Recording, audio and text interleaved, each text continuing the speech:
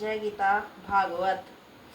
राजा परीक्षित बोले कि हे ब्राह्मण, भगवान ने राजा बलि को क्यों बांधा और उसने 3 पग पृथ्वी मांगकर त्रिलोकी का राज्य कैसे ले लिया? कृपा करके मुझे समझाइए। श्री सुखदेव जी बोले कि हे राजन, इंद्र ने राजा बलि को हराकर उसके प्राण तथा उसकी संपत्ति को छीन लिया। तब श्री सुखदेव शुक्राचार्य ने अपनी संजीवनी विद्या से अपने शिष्य राजा बलि को जीवित किया। राजा बलि ने तन मन से उनकी सेवा की और अपना सर्वस्व उनके चरणों में भेंट कर दिया। दैत्य ने भृगुवंशी ब्राह्मणों को अति सेवा की। तब भृगुवंशी ब्राह्मण ने राजा बलि से प्रसन्न होकर विश्वजीत नाम का एक यज्ञ कराया था। उस यज्ञ की अग्नि के देवता ने राजा बलि को एक सोने का रथ, हरे रंग के घोड़े, सी के चिन्ह की ध्वजा, सोने का दिव्य धनुष तथा 2 अक्षर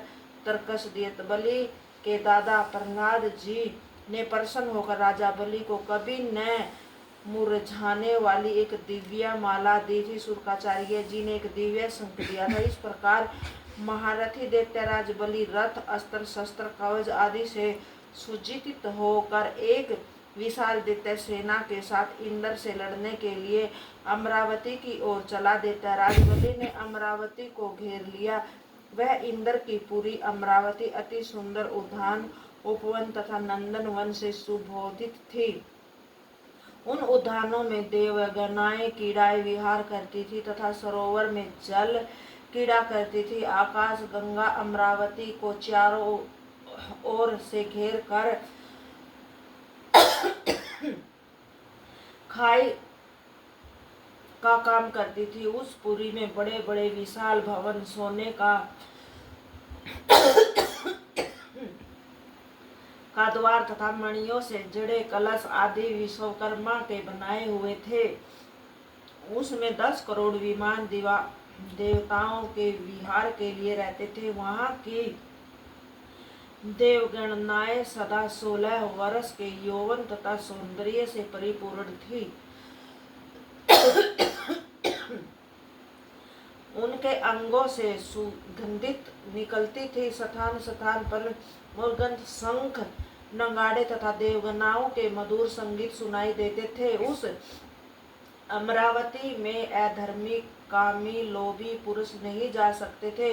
उस अमरावती को दैत्यराज बलि ने चारों ओर से घेर कर अपने महाशंख की ध्वनि की, जिसे सुनकर सभी देवगणाओं के हृदय दहल उठे। देवराज इंद्र घबरा कर बृहस्पति जी के निकट गए और बोले कि हे गुरुदेव, मेरे पुराने शत्रु बलि ने बड़ी तैयारी के साथ अमरावती पर धावा किया है।